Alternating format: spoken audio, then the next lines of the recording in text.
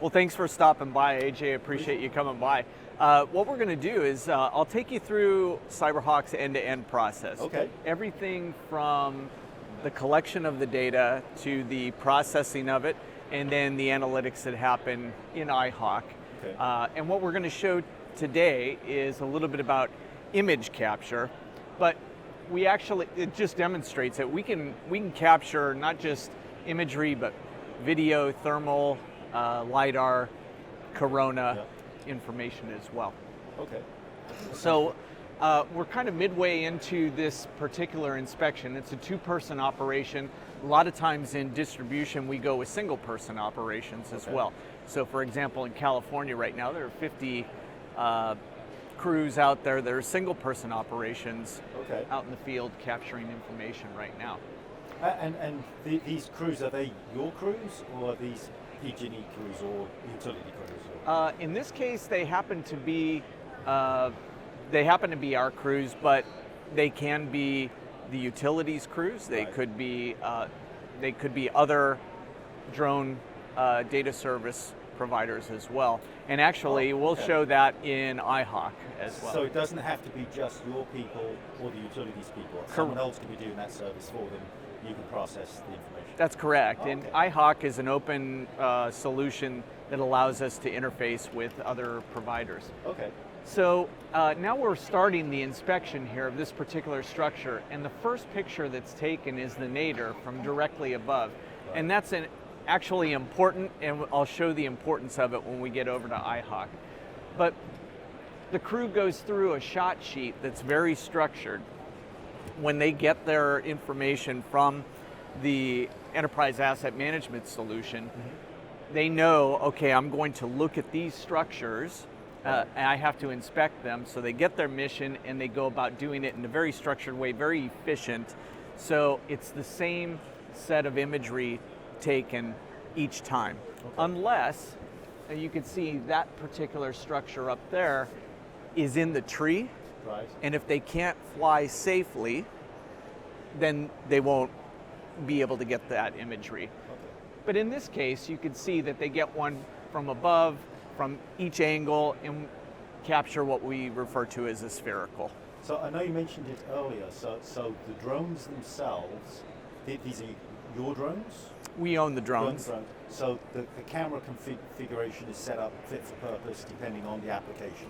That's correct. Right. So we have particular drones, so we focus on a number of things.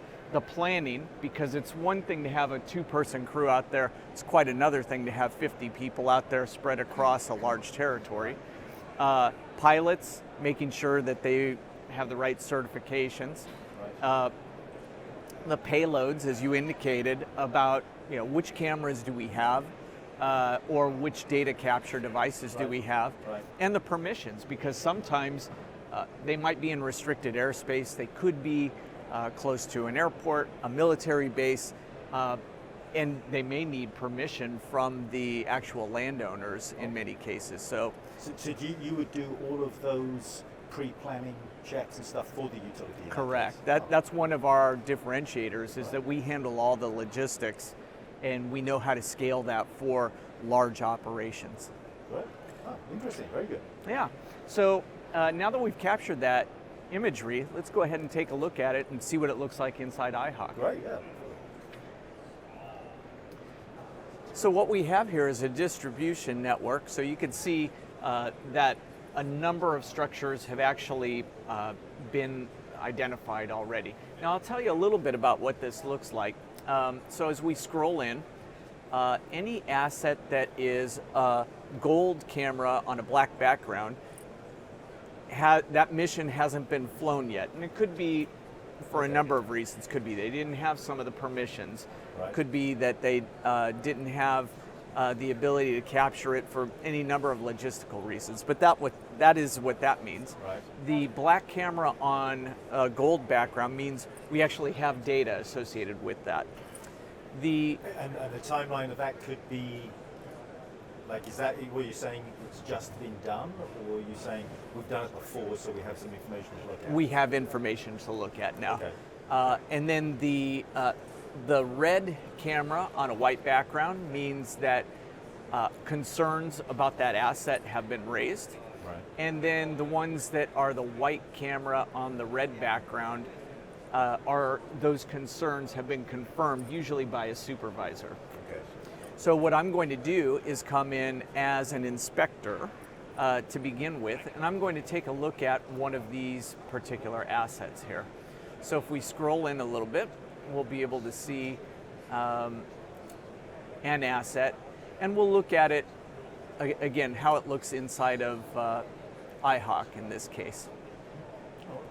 So what you'll see here is that we've got a number of images that have been taken, and one of those images that you can see is the nadir shot from directly above that particular structure. Now here's why this is important, because as we capture the data, I don't know about you, but when I go on vacation and I take a bunch of pictures, they're all in obscure names. They say DSC underscore 14083, and there are hundreds of them. Right, for sure. We ingest thousands of images or other data sources every day. Every day. Okay. And in fact, we just had a customer ingest over 80,000 images in one day. So you can imagine this becomes a little bit of a data collation and correlation issue. When we take that nadir shot, we know this is a new asset. Okay. And it's associated with the asset ID that came from the Enterprise Asset Management solution.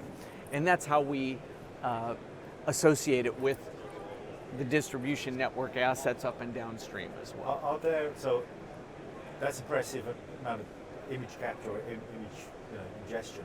Are there limits here, or are you just scaling the solution depending on the application? We, iHawk is SaaS-based, and we configured this so that it automatically scales up and down as the customer needs are required. So flexible to meet the needs. Correct, yes. So what I'll do is I'll explain a little bit about how, again, I'm going to be initially in the persona of an inspector. Right. So when we came out, we saw there are a bunch of structures on the network that need to be actually inspected, that we've captured imagery. This happens to be one. And as I mentioned, the nadir indicates this is the beginning of the rest of the imagery associated with this structure. So if we look at this, we can actually start to interrogate this image. And you can see this is one of those shots that we have associated with it. The very first thing that, as utility guys, that we would probably recognize, there's quite a bit of vegetation here. Right. So in this case, the inspector actually may look at that and say, we probably need to get vegetation management out there, but that's a different department. However, we democratize data inside iHawk, so the vegetation management group can look at this as well as the asset management group. Okay. So this could be linked in all the way from the work and asset management through vegetation. So this is not just routine inspections. This can be done on if you like, a priority schedule based on any issues you're finding that are captured in other activities, maybe on the lines, etc. that's correct. Wow. And okay. in fact, we have one of our largest customers, their vegetation department has found that they've saved over 25% on their O&M in avoided truck rolls because they had vegetation, tree trimming or overgrowth that they had scheduled, and once they look at the imagery, they're able to say, you know what, it's not as bad as what we thought. Right. So we can actually save money and get those crews to focus on other areas that are more important in that case. Good. But maybe the inspector says, you know what, I still want to flag this to the vegetation management group, so I'm going to go ahead and highlight this. And what I'll do is crop this, just like you would on a phone or an iPad, and we'll say that this is associated with tree or vine, and that it's something that somebody should look at in terms of overgrowth. but it doesn't look that bad right now. We probably just want to say, okay, within 12 months. We have, we have a number of different options there, and we could actually issue a specific date if we wanted to as well. And those categories or the time-bound parameters, that's all customizable for my needs as a utility? Correct. Okay. Those are all customer defined in that case. So we'll say, okay, we're going to remove that and trim it within the next 12 months. Okay. And we'll go ahead and save that. And once we've saved that, we'll come back to the entire inspection, but we'll continue on with the rest of the asset interrogation at this point. So if we look at this one, some of this looks a little bit corroded, but this particular angle, I can't tell for sure. And as an inspector, I want to look at an angle that I can really get at because I want to highlight this for the people that are actually going to do the work. So this crossbar from the back angle looked a little corroded, but as I look at it here, it's actually not that bad. However, what I am going to look at a little bit more closely is this particular insulator because there looks like there's some fraying there, and I'm going to highlight that as something that needs to be worked on. Wow. Now, how generally, I mean, that looks impressive, that resolution and clarity. Is that pretty standard now? For us, it is. Okay. This is a differentiator for iHawk. Right. We have the ability to get very close visual inspection. Again, going back to the payload, we know what the inspector and what the supervisor what their decisions are that they need to make on the endpoint, and so we know how to streamline all of our processes, including the pilots being very good at their data capture on the front end. There's a skill there for sure. So we're going to go ahead and say that this is broken or damaged, and again, it didn't look that bad. We're just going to say, myself as an inspector, I'm going to say, you know what, within the next 12 months. Right. And we'll save that. And once it's saved, I'm going to look at the rest of the imagery, and it looked okay. So I'm satisfied with that. And I'm going to update the inspection completely and explain that, as an inspector, now I'm going to just highlight that the inspection is complete and send it on to my supervisor. So I'll just say that it's completed at this point. So as you're doing that, just a quick question. So that work that you've deferred for 12 months, that can now be fed straight back into the asset management system to create the work order. That's right. And in fact, I'll kind of take you through the entire flow. It's a great question, though. So the inspection is completed. You can see that we've highlighted a couple of things there. We're going to raise the concern at this point and update this particular inspection. So now that I've completed that as an inspector, I'm going to move along to the next asset and continue on with my day. Okay. So the supervisor comes in, and the supervisor sees there's quite a bit that's gone on here. By the way, you could see that asset that we were just on changed from black on gold to red on white. So a concern has been raised. The supervisor probably doesn't want to have to go through all of the assets all over again, because that's what they have the inspectors for. The supervisor may come in and say, I just want to see what concerns have been raised. So I'm going to run the concerns report. And what I can do there is I'll just actually scroll down, and you can see that those particular concerns, I'm going to minimize this, these were actually raised just now. Right. And as a result, now I as a supervisor can come in and I can say, oh, okay, well, this inspector raised this. Let's go ahead and see what's going on in here. So all I did was click on that, and I can see, oh, you know what? There are some cropped images there, and now I can get into a little bit more about what the actual inspection looks like. So if I go to the inspection, I can see, the inspector brought up something associated with the tree and vine.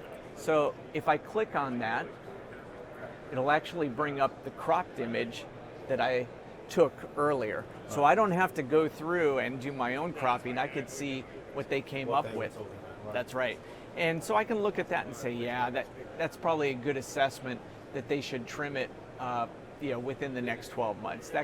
That works well. So with these, I like that concern report. That's very useful. Is there a way with those concern reports? I don't know whether it's on the screen, but where we're doing some priority orders. Right, this is very concerning.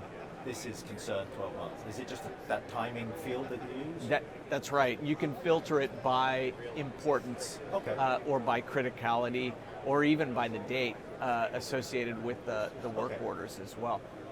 And that's good because, obviously, if I've got a guy out in the field somewhere, we can look at the location and Exactly. just, hey, while you're there, do this. Exactly. You're in the neighborhood, so Yeah. go and do this. That's right. So I can also see that this particular inspector raised an issue associated with this conductor. And when I look at it, I'd say, wow, he said to replace that within 12 months, but actually we've had a few of these fail. So I, as the supervisor, am going to say, actually, it's within 3 months because we've had a lot of this cause issues. Our SAIDI and CAFE numbers have been impacted. Now I want to address this much more urgently. And even though I said within 3 months, I know that we've got some materials that have been ordered Right. already. So might as well take care of that actually by the end of next month. Okay. So when I save that, it's going to prompt me, do I want to save that or not? So I've modified that inspection, and these were the concerns that were raised, and I as a supervisor have made one modification, kept the other one, and I'm going to go ahead and confirm that concern. It's going to prompt me. It won't just let me do it. That's a good thing. So supervisor, I'll just say I've escalated the conductor. Escalation on conductor. And once I have that, now I should be able to update it. Yep. Makes sense. So once it's updated, I can go ahead and close this. And once that's closed, if I ran the concerns report again and scroll down to it, we'll be able to see that the concerns have been confirmed, and that all has been updated now.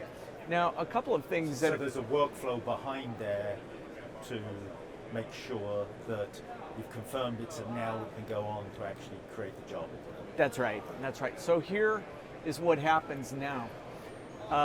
And if we go ahead and refresh the screen here, we'll be able to see that the concerns, that particular asset has the proper designation associated with the confirmed concern there. So this is what we were just working on right there. Here's what happens from here. The outflow from iHawk will go to a few different places. The vegetation management group will get that imagery and say, okay, they'll have access to it via iHawk, be able to say, okay, we're going to prioritize that. The workforce management solution will say, oh, you know what, we've got another one of these conductors that needs to be addressed, so let's go ahead and incorporate that into our workflow.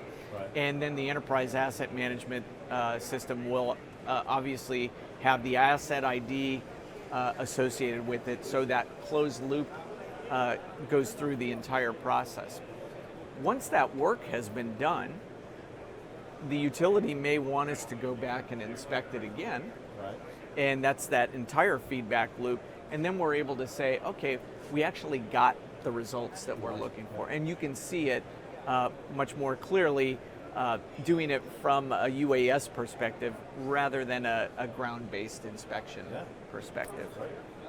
So a couple of quick questions. So So first of all, I noticed the mapping technology you're using here. Is that you could adjust that as a utility if we're using some other tools, correct? That's right. We're partners with Esri, so a lot of our customers use ArcGIS.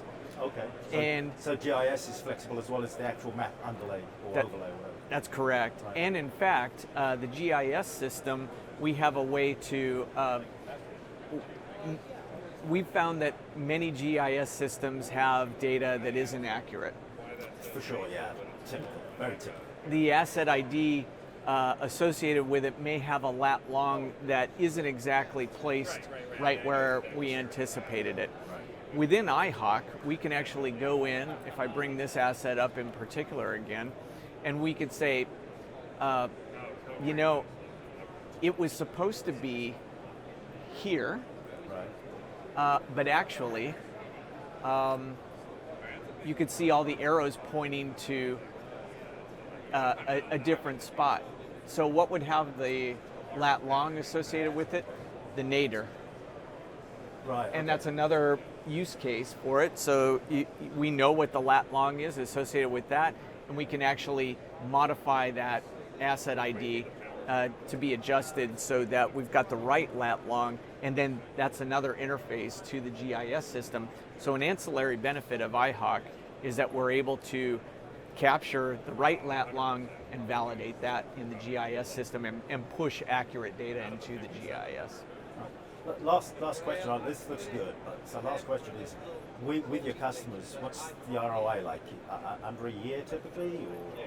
Or? We've found that the ROI is definitely under a year, and it actually gets richer the more departments that use iHawk. So as I mentioned, we democratize the data so that multiple departments can leverage the same information. Okay. And as a result, the ROI on iHawk is very quick, and the more they use it, the quicker it gets. Okay, that's great. Super. Well, I appreciate you coming out today and spent a little bit of time. Loved asking your questions and answering your questions for you. And no, thank you. Very, very good. Very exciting. Very simple. And I think you can definitely see how this applies to all the other technologies that we're talking about in managing the distribution grid. So. Oh, for sure. We definitely we recognize that there's an ecosystem in place. Yeah. And that we need to be good partners with our valued customers, but also the ecosystem that provides EAM, WFM, and GIS technologies as well. Great. Thanks for your time. Super. Thank you. Appreciate it.